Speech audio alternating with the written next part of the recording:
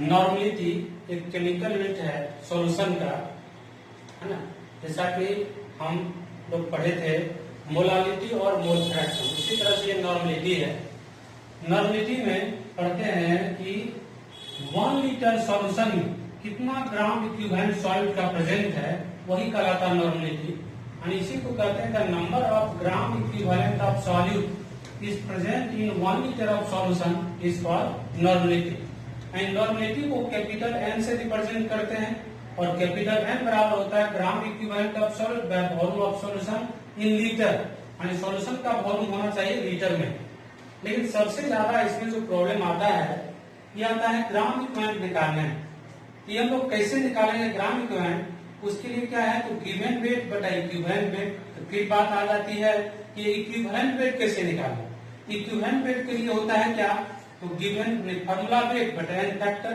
अब N factor फिर फंस गया बात, तो एन फैक्टर के लिए हम लोग क्या करते हैं कि किसी एसिड का बेसिसिटी हम लोग को पता होना चाहिए, बेस का एसिडिटी पता होना चाहिए, या कोई रिएक्शन है उस रिएक्शन में उसका ऑक्सीडेशन नंबर चेंज पता होना चाहिए, या हम लोग को किसी भी सब्सटेंस का फॉर्मल चार्ज उसका क्या है उसका पता होना चाहिए, तब आप इक्विवेलेंट वेट को फाइंड कर सकते हैं।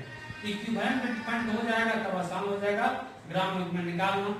तो हम लोग क्या किए यहाँ पर कि ग्राम इक्विवेलेंट का जो फॉर्मूला है given weight by equivalent wait, उसको यहाँ पर लाके इक्विवेलेंट वेट का फॉर्मूला पुट करते हैं। गिवन वेट का फॉर्मूला वेट एन फैक्टर ऊपर चला गया, और गिवन वेट का फॉर्मूला वेट को कहते हैं मोल, यानी लिख सकते हैं ग्राम इक्विवेलेंट बराबर मोल इनटू एन फैक्टर।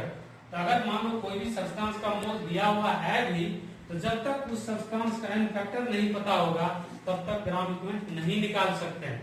और अगर ये दोनों इक्वेशन में इस इक्वेशन में अगर लीटर से डिवाइड कर दिया जाए तो नॉर्मलिटी इसको कहते हैं ग्राम इक्विवेलेंट पर लीटर को कहते हैं नॉर्मलिटी, और मोल पर लीटर को कहते हैं मोलारिटी। तो हम लोग लिख सकते हैं नॉर्मलिटी बराबर एन इंटू मोलारिटी, जहां पर एन जो है ये आपका है acidity, basicity, change in oxidation और ये सारा सब। लेकिन यहाँ पर देखिए फॉर्मूला में इसका मीनिंग है कि एटॉमिक वेट हो सकता है, मॉलिक्यूलर वेट हो सकता है, आयनिक वेट भी हो सकता है। इसी प्रकार से देखिए यहाँ पर लिखे नॉर्मल सॉल्यूशन, इसका मीनिंग होगा 1n। इसी तरह से है सेमी नॉर्मल सॉल्यूशन 1/2n, देसी नॉर्मल इसका मतलब 1/10n, और सेंटी नॉर्मल का मतलब हो गया 1/100। इसका क्या मतलब, अगर मानिए 0.5n लिखा हुआ है, इसका मीनिंग होगा कि 1 litre of solution contain 0.5 gram equivalent of solute. मतलब अगर कोई भी सॉल्यूट है जितना वैल्यू लिखा रहेगा, इसका मतलब 1 लीटर सॉल्यूशन में इतना ग्राम इक्विवेलेंट सॉल्यूट का प्रेजेंट है। ठीक है, तो सबसे जो खास बात है वो आप लोग को ये ग्राम इक्विवेलेंट पता चलना चाहिए कि कैसे निकाला जाता है, तब आप नॉर्मलिटी को आसानी से फाइंड कर सकते हैं। हम लोग नॉर्मलिटी के बारे में पढ़े। नॉर्मलिटी में देखे कि gram equivalent solute present in 1 litre of solution is called normality था। और ग्राम इक्विवेलेंट निकालने के लिए सबसे पहला काम given weight by equivalent weight, और इक्विवेलेंट वेट निकालने का मतलब है कि formula weight by N factor, और एन फैक्टर का मतलब है एसिडिटी। तो खास करके आपका इस चैप्टर में एसिड के बारे में ज्यादा इंफॉर्मेशन आपको चाहिए, क्योंकि एसिड ही ज्यादातर क्वेश्चन में रहता है। जैसे मानिए कि H2SO4 है, इसका मतलब उसका बेसिसिटी 2 मानेंगे। अगर HNO3 है तो उसका बेसिसिटी 1 है, तो क्या करेंगे उसका मॉलिक्यूलर वेट बाय 2 कर देंगे सल्फ्यूरिक एसिड में, तो आ जाएगा इसका इक्विवेलेंट वेट। और इस प्रकार से आप ग्राम इक्विवेलेंट को फाइंड कर सकते हैं। उसी तरह से देखिए मोलारिटी, तो मोलारिटी में कहते हैं number of mole of solute is present in 1 litre of solution is called molarity. यानी 1 लीटर सॉल्यूशन में जितना मोल सॉल्यूट का प्रेजेंट है वह कहलाता है मोलारिटी। 1 लीटर सॉल्यूशन में जितना मोल सॉल्यूट का प्रेजेंट है वो कहलाता है मोलारिटी। इसका मतलब मोलारिटी जो होगा वो हो जाएगा क्या, तो मोल ऑफ सॉल्यूट बटा volume of solution in litre. Solution का वॉल्यूम होगा लेकिन क्या में होना चाहिए, लीटर में होना चाहिए। तो आप देखिए जैसे फॉर्मूला सिंपल है लेकिन क्वेश्चन सिंपल नहीं रहता है, तो आपको सबसे पहले इसमें क्या करना पड़ता है, मोल निकालना पड़ेगा, क्योंकि वेट देता है जनरली क्वेश्चन में। मोल निकाल लिए सॉल्यूट का, फिर सॉल्यूशन का वॉल्यूम कितना है ये पता करेंगे, तब फिर इसका क्वेश्चन को सॉल्व करेंगे। इसी प्रकार से देखिए अगर लिखा रहता है मोलर सॉल्यूशन, इसका मतलब 1m, अगर रहता है सेमी मोलर सॉल्यूशन, इसका मतलब होगा 1/2m, अगर रहता है डेसी मोलर सॉल्यूशन, इसका मतलब होगा 1/10m। इसी प्रकार से इसको माइंड रखना है। और इसका मतलब है क्या कि 1 लीटर सॉल्यूशन कंटेन करता है 1 मोल ऑफ सॉल्यूट। अब देखिए दोनों रिलेशन में हम लोग को पता चल गया था। अब इसी दोनों पर आधारित एक क्वेश्चन है जिसको हम लोग देखें, जनरल क्वेश्चन कहते हैं, calculate the normality and molarity in X% by weight of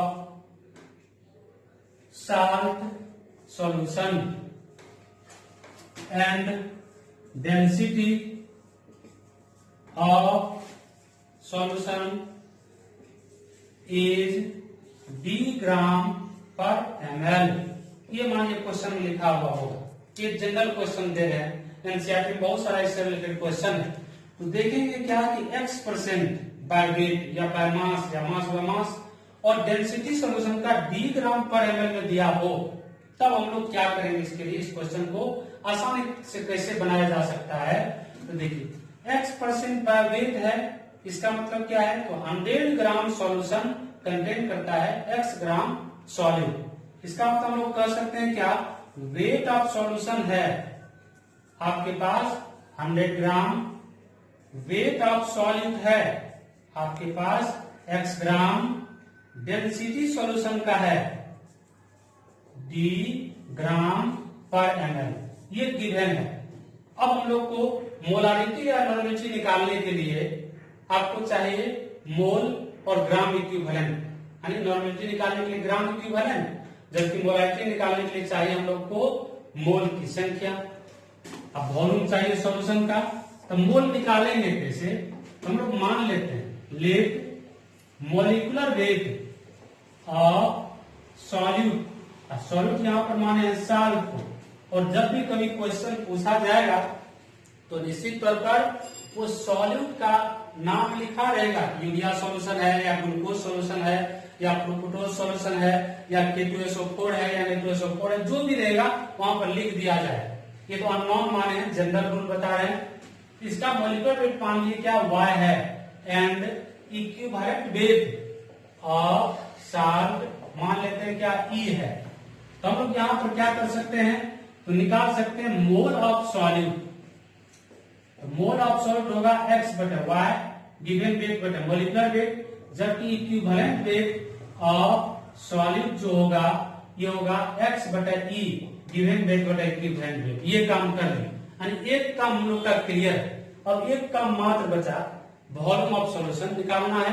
तो वॉल्यूम के लिए आप फॉर्मूला ये लगा सकते हैं मास बाय डेंसिटी, क्योंकि डेंसिटी बराबर होता है मास बटे वॉल्यूम, तो मास बाय डेंसिटी करेंगे तो वॉल्यूम निकल जाएगा। मास सॉल्यूशन का है 100 और डेंसिटी है d, यह देखिए ग्राम में, ये भी ग्राम में था लेकिन ml नीचे तो नहीं, ml ऊपर पलट गया, ये ग्राम ग्राम तो कैंसिल हो गया, तो v बराबर आपका आ गया क्या 100 बाय d, ये ml है, इसको लीटर बनाने के लिए 1000 से डिवाइड कर देते हैं, तो ये 20 तो कैंसिल हो जाएगा, बचेगा 1/10 d लीटर, ये आपका आ गया। अब हम लोग को पता चल गया है मोल कैसे निकाला जाए और इक्विवेलेंट वेट कैसे निकाला, ग्राम इक्विवेलेंट कैसे निकाला जाए। यहाँ पर ग्राम इक्विवेलेंट है, सॉरी ग्राम इक्विवेलेंट, ठीक है। अब ये सब चीज हम लोग को पता चल गया। अब हम लोग को निकालना है मान लो नॉर्मलिटी, तो नॉर्मलिटी बराबर फॉर्मूला हम लोग जानते हैं gram equivalent by volume of solution, और ग्राम इक्विवेलेंट है x बटे e, x बाय e को कहते हैं ग्राम इक्विवेलेंट, बटा करेंगे 1/10 d, इसको लिख सकते हैं 10 dx बटे e, यानी डायरेक्ट हम लोग फॉर्मूला लगा देंगे 10 dx बाय ई, तो निकल जाएगा आपका नॉर्मलिटी, जहां पर डी फॉर डेंसिटी है, ग्राम पर एमएल में होना चाहिए, एक्स फॉर परसेंटेज वेट है, ई फॉर इक्विवेलेंट वेट है। इसी तरह से मोलारिटी निकालेंगे तो मोल ऑफ सॉल्यूट बटा volume of solution, volume of solution in litre, ये है। अब देखिए इसी को हम लोग पलट सकते हैं 10dx बाय y, यानी मोलारिटी के लिए आ गया 10dx बटा y।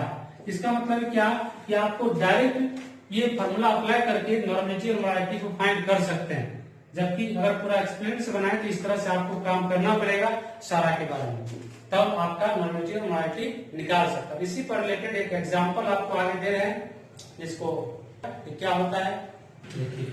अब उसी पर आधारित आपका एक एग्जांपल देखते हैं। देखिए कितना आसान तरीका से आपका क्वेश्चन बन जाता है, जबकि 95% स्टूडेंट जो होते हैं वो न्यूमेरिकल को देख के ही घबरा जाते हैं कि कैसे इसको सॉल्व किया जाए, आराम से बनेगा ही नहीं, मतलब हिम्मत को हार देते हैं, जबकि बहुत आसान है। देखिए ऐसा क्वेश्चन रहता है लिखा हुआ, कहा देगा calculate the molarity and normality in 10% by weight of glucose, यह मानो यहां पर लिख दिए H2SO4 solution and density of solution is 1.2 ग्राम पर ml। अब देखिए यहां पर बताए थे आपको पीछे कि ये परसेंटेज, यहां पर x लिखे थे और यहां पर कोई सॉल्ट लिख दिए थे, यहां पर हमने एसिड लिखा, और जो भी क्वेश्चन देगा वहां पर उसका कुछ वैल्यू निश्चित तौर पर लिखा रहता है। और एनसीईआरटी क्वेश्चन में मैक्सिमम आपका मोलारिटी या मोलालिटी या मोल फ्रैक्शन का ही क्वेश्चन रहता है, नॉर्मलिटी का नहीं के बराबर है। एक क्वेश्चन मात्र है जहां पर भी देखें नॉर्मलिटी का यूज है, उसमें भी निकालना नॉर्मलिटी का वैल्यू दे दिया। अब देखिए यहाँ पर कि x% by weight of solute है और डेंसिटी दिया हुआ है, तो हम लोग देखिए डायरेक्ट फॉर्मूला यूज करते हैं नॉर्मलिटी का। नॉर्मलिटी बराबर लिखे फॉर्मूला 10dx बटा ई, ये लिखे। अब यहाँ पर है क्या सब चीज, यहाँ देखिए 10% है, ये x का मतलब है परसेंटेज वेट, यानी x का वैल्यू हो गया 10 ग्राम। डेंसिटी आपका क्वेश्चन में दिया हुआ है 1.2, तो लिख देंगे क्या यहाँ पर 1.2, डायरेक्ट इसमें कन्वर्ट करने की कोई जरूरत नहीं, क्योंकि ये डाइजेस्टेड फॉर्मूला हो गया कि टोटल चीज को सॉल्व करके तब यहाँ पर रख देना, ये ग्राम पर एमएल में है ना। इसी प्रकार से देखिए इक्विवेलेंट वेट H2SO4 का निकालना है, तो इसका मोलिकुलर वेट 98 है, तो वो कैसे, तो H2SO4 है, H का 1 into 2 plus 32 plus 16 into 4 is equal to 98 इसका मोलिकुलर वेट आ गया। अब बटा करेंगे 2, क्योंकि इसका हाइड्रोजन की संख्या इसमें 2 है और दोनों हाइड्रोजन रिमूवेबल है, क्योंकि ये स्ट्रॉन्ग एसिड है। यहां पर करते हैं 2, ये निकल गया 49। अब यहां पर पुट कर देंगे, तो नॉर्मलिटी बराबर 10 into 1.2 into 10 बटा 49, ये हो गया। कैलकुलेट करेंगे आ जाएगा आपका नॉर्मलिटी। और इसी प्रकार से देखिए मोलारिटी, तो मोलारिटी के लिए पढ़े 10dx बटा y, और y का मतलब आपको बता चुके हैं कि y जो है यह है मोलिकुलर वेट ऑफ सॉल्यूट, और सॉल्यूट है यहाँ पर H2SO4, जिसका अभी निकाल चुके 98 होता है, तो सीधा सीधा लगा देंगे m बराबर 10, d का मतलब तो उतना ही रहेगा, x का मतलब भी उतना ही रहेगा, यहाँ पर सिर्फ 98, ये आपका निकल जाएगा नॉर्मलिटी यानी मोलारिटी। तो कितना सिंपल है, डायरेक्ट फॉर्मूला पर आप सॉल्व कर सकते हैं। परंतु अगर आपका क्वेश्चन 12th के बोर्ड में पूछता है तो सीधा सीधा फॉर्मूला का उपयोग नहीं करके पूरा एक्सप्लेन करके तब दिखाना होगा। अगर 2 मार्क्स में पूछ दिया तो सीधा सीधा बना देंगे, डायरेक्ट फॉर्मूला लिखेंगे। लेकिन अगर मार्क की संख्या ज्यादा हो, 3 मार्क्स हो, तो उसको एक्सप्लेन करके अच्छा ढंग से सॉल्व करेंगे, तब आप देखेंगे कि उसमें फुल मार्क्स मिलता है। बहुत सिंपल है, दिमाग को शांत करके क्वेश्चन को पढ़ते हुए तब हम लोग आगे की ओर काम करते हैं। देखिए जैसे हम लोग अभी तक जो पढ़े वो केमिकल यूनिट के बारे में पढ़े, फिजिकल यूनिट के बारे में पढ़े, यानी समझिए इतना जो टर्म पढ़े ये सब आपका 11th क्लास में भी था ना, लेकिन अब यहाँ से जो स्टार्ट हो रहा है ये 12th क्लास की बातें हो रही, मतलब खास तौर पर, जबकि वो तो कॉमन था 11 12 दोनों में था। तो आते हैं सॉल्युबिलिटी की बात। जैसे देखिए कोई भी मेडिसिन है, कोई भी खाने पीने वाला जितने भी तरह का सामान होता है मटेरियल है, अगर उस पर कुछ लिखा हुआ है 0.5 m या 0.10% या कुछ भी ऐसा लिखा हुआ होता है, इसका मतलब वो उसका सॉल्युबिलिटी को बताता है।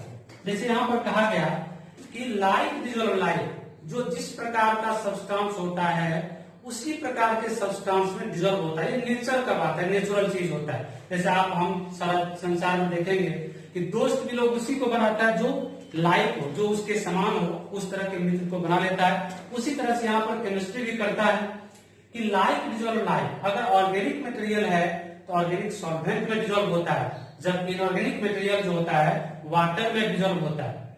तो यहाँ पर थोड़ा सा डिफाइन करें तो कहते हैं the maximum amount of solute is dissolve